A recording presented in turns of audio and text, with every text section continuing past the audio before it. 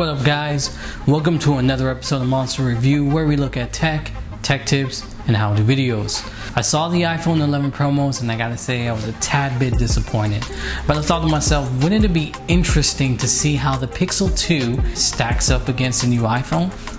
Yeah, it would.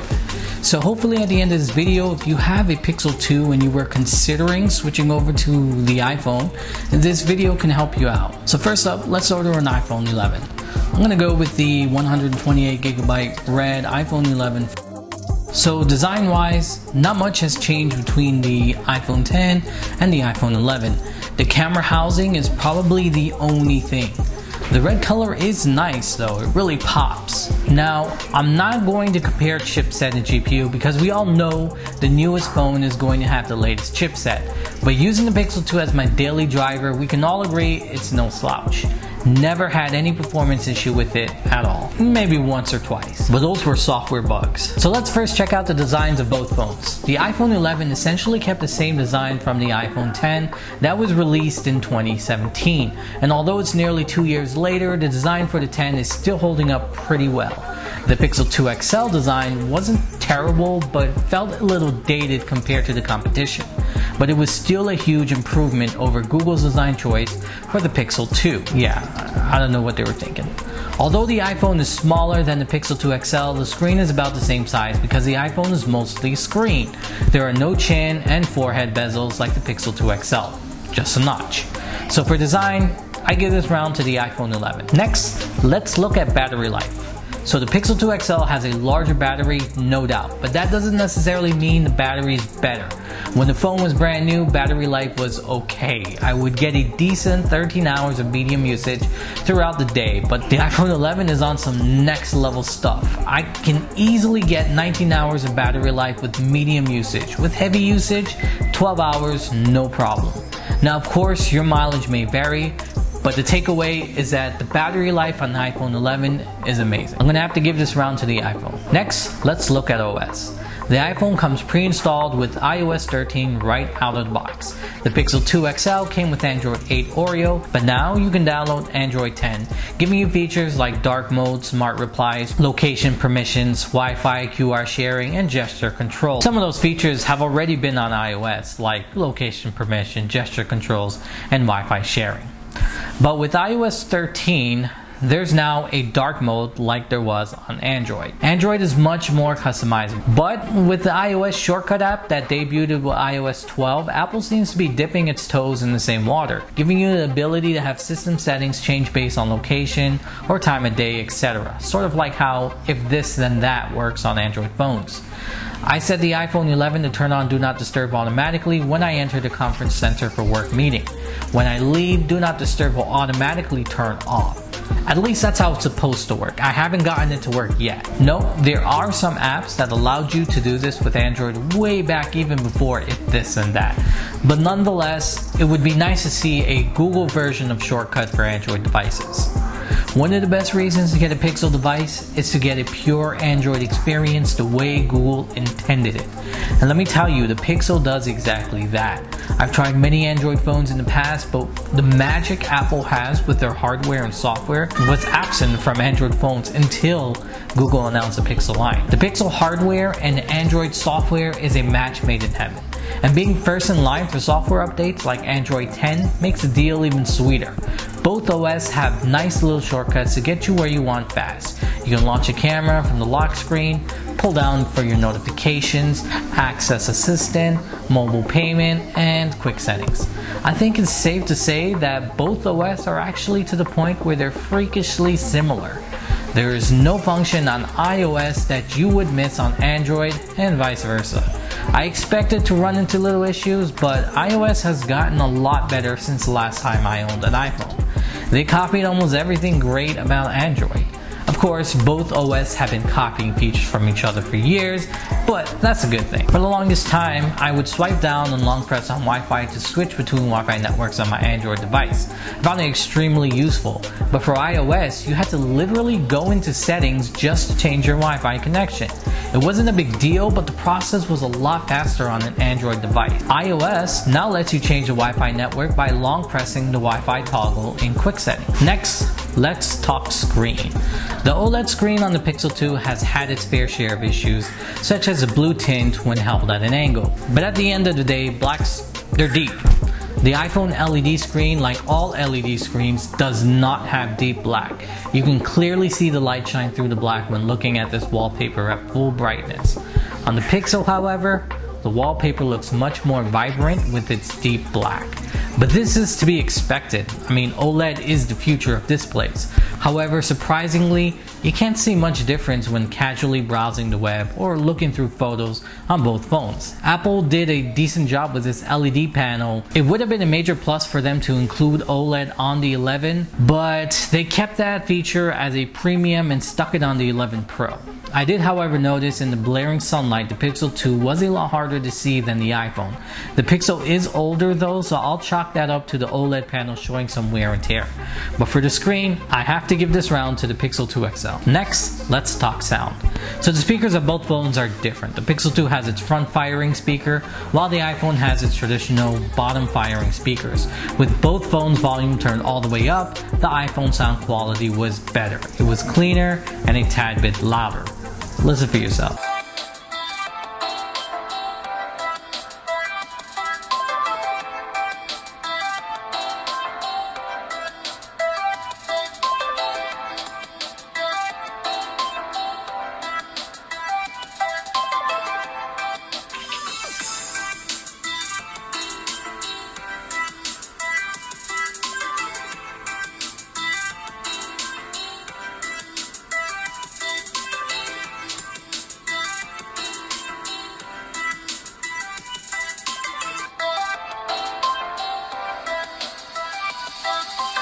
However, because of the location of the iPhone speaker, your hands may muffle the sound when holding it horizontally. You won't have that issue with the Pixel 2 XL. This round, of course, goes to the iPhone 11, regardless if you're holding it wrong. And last but not least, let's talk camera quality. Let's take a look at the photos taken with the Pixel and the iPhone. So on the left, we have the iPhone, and on the right, we have the Pixel. You can automatically tell right off the bat that the one on the left taken by the iPhone is a tad brighter than the one on the right. However, that's not necessarily a good thing.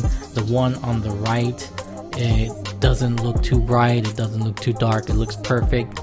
The one on the left, I think the iPhone brightened up the image a little too much. And when you zoom in on the image 5 times, you can see the picture that the iPhone took is a little bit too saturated. And then you can see the one on the right taken with the Pixel is more accurate in terms of color. And then when you zoom in times 8, you can see both retain the same amount of details in the photo.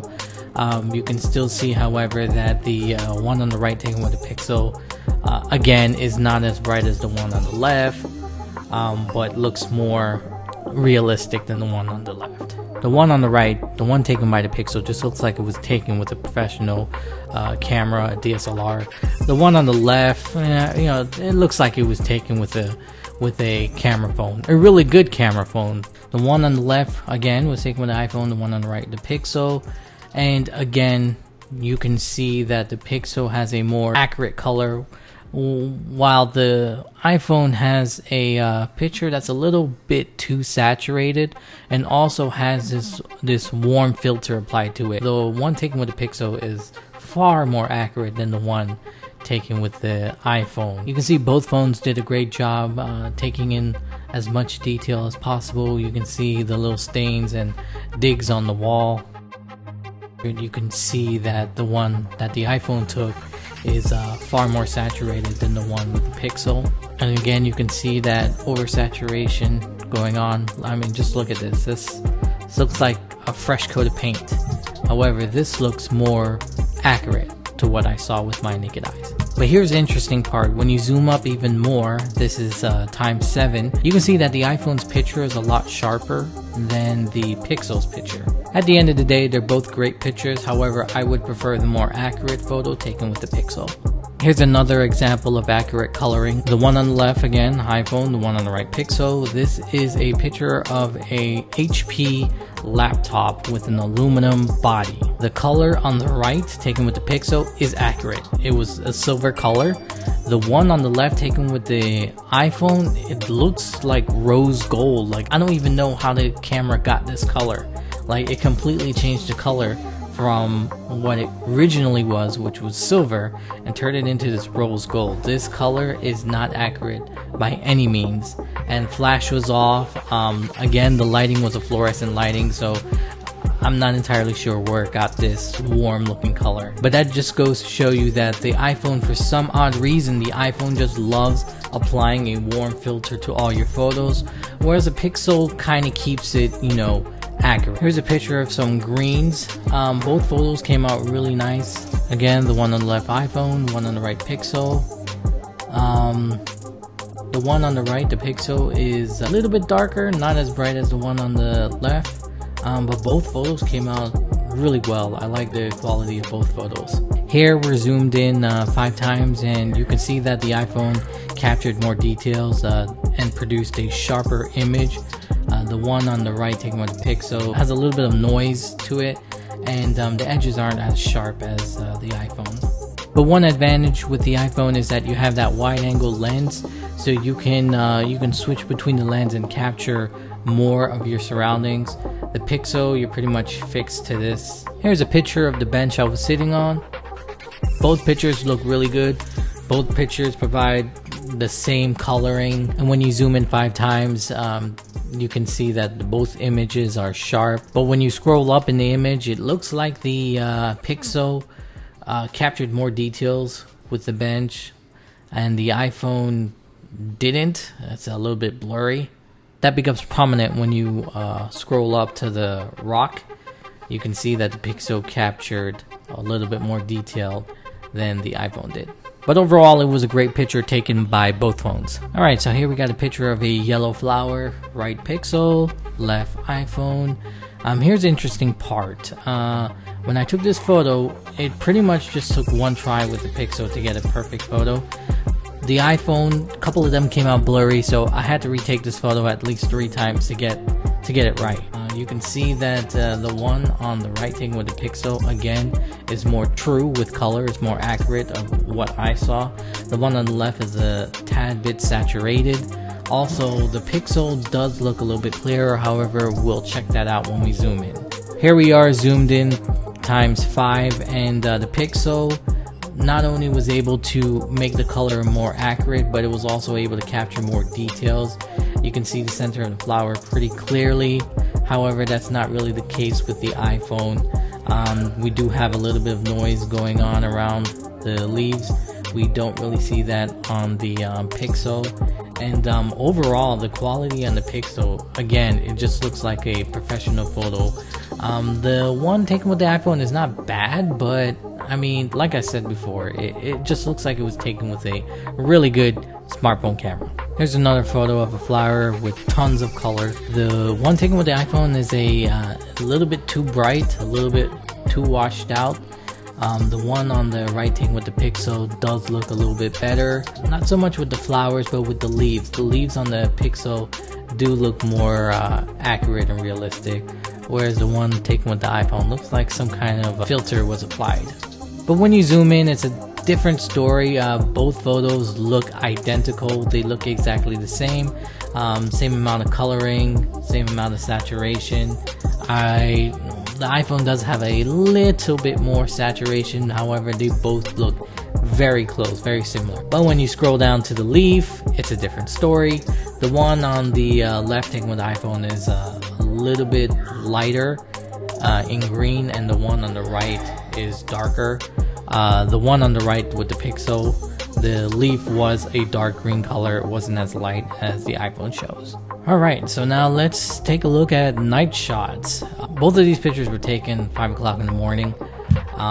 It was dark outside, very dark, so both night shots came out really good in my opinion, because like I said, there wasn't enough light to make a photo if night shot mode wasn't available on both devices. Comparing the two, you can see that the Pixel is a little bit grainy, a little too much noise. You can barely make out the sky and the stars. However, on the iPhone, you can see a couple stars. The sky doesn't have as much grain to it. The trees look they look sharp, the water looks sharp, the railing looks sharp. However, the color of the sky is not accurate, so it is true that the iPhone does completely change the look of your night shot photo. Makes it look like there is some kind of daylight going on, there is some kind of sunlight or some kind of artificial lighting in your photo. However, that's not the case.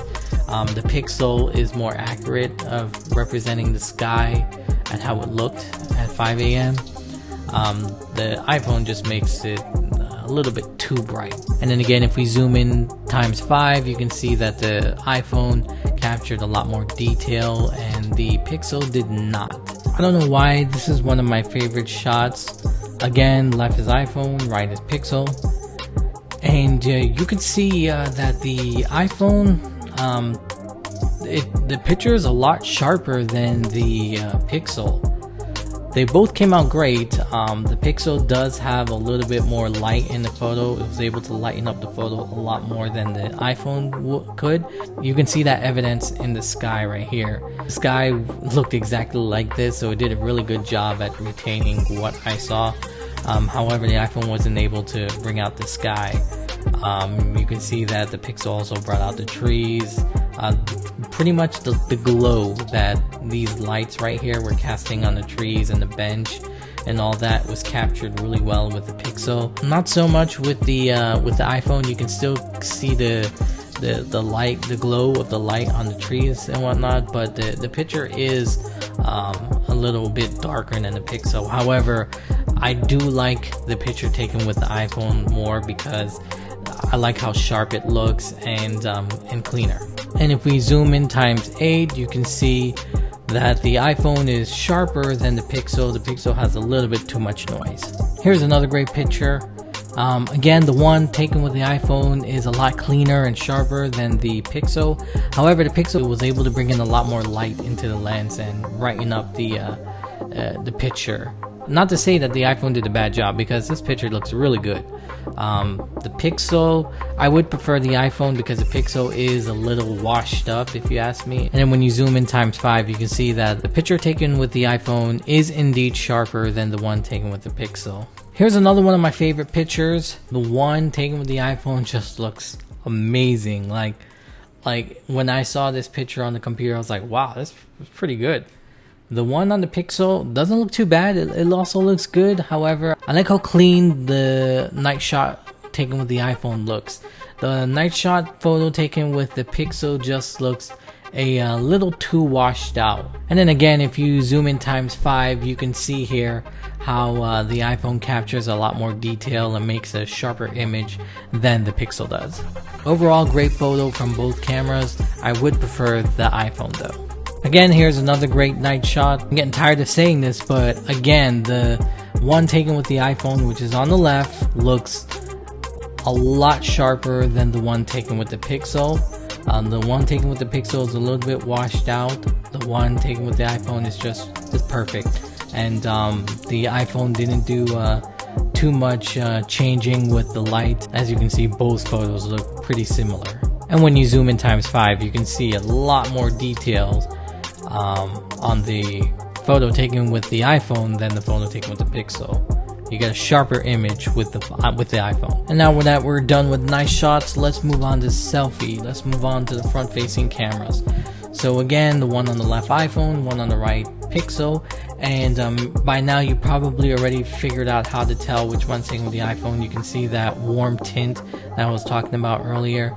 You don't get that warm tint on the Pixel. But here's the interesting part. The one on the left, taken with the iPhone, is more accurate than the one on the right. The bulb that I have in the room that this picture was taken in is a soft white, so it's not as blue or white as those cool white bulbs. There is a bit of warm tone with the bulbs. Now when we're talking about skin tone, you can see that the iPhone, it made my skin tone a little too red, but when you zoom in, you can see that the Pixel captured a a little bit more detail, making the image sharper than the iPhone. Now these are portrait mode, so you can see the background is blurred. They both do a decent job blurring the background. It's about the same. One isn't better than the other. And here's another selfie while opening the blind to let some light in behind me to see how these cameras fare. And the one on the iPhone, I think that warm tint that it puts to your photo helped it a lot. I think it looks better than this crazy redness that's going on here. I don't even know why the photo came out so red. However, when you zoom in, it's a different story. The Pixel captured a lot more detail and it has a sharper image than the iPhone does. The final test, let's test out the video quality on both cameras. Now, I do have to mention that the Pixel's video recording has never been its strong point, so don't expect anything great. Video recording has always been mediocre with the Pixel. However, the iPhone, when it comes to video recording, they've always had great video capturing capabilities. So this is a slow motion video taken by both cameras, the iPhone and the Pixel, at 240 frames per second. Let's start with the Pixel. And then let's go ahead and play the video from the iPhone.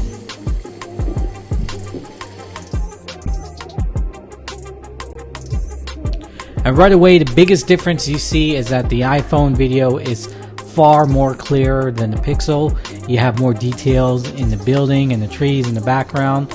On the Pixel, the building and trees are a little bit soft. So is the waterfall. The waterfall is a little bit soft also. But because the iPhone is clearer, you see more details in the water when the wind blows. So yeah. Now these are two videos of a time-lapse video that I shot, but I'm not going to really do a comparison because at the time of shooting this time-lapse video, I did not realize that the Pixel was more manual. You have to, select how you wanted to compress the time. So basically, if you wanted to shoot 5 minutes and turn it into 10-second video, you have to select that beforehand. On the iPhone, you don't. It's kind of automatic. You just start shooting and it automatically shrinks down the time. So the end result for the iPhone time-lapse is something like this. And if you don't do the settings right on the Pixel before shooting, you get something like this. As you can see, the settings that I selected did not shrink down the time fast enough for the time lapse to look like the iPhone. But if you play with it, you can kind of get the same thing. But even so, like if we pause the image, like to something like here, the sky on the iPhone is a little bit bluer than the sky on the Pixel. And here are just two random videos of the waterfall, and the video was taken at 30 frames per second, 4K resolution.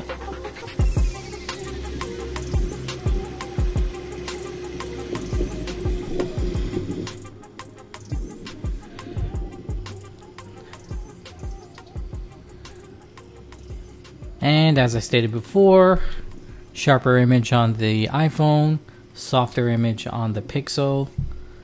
It's not necessarily a bad thing. However, when you're shooting at 4K, you expect to see an image like this one. And this one is just a little too soft. But anyways, here is a stability test, and this is just a sample of how well the electronic image stabilization works on both devices.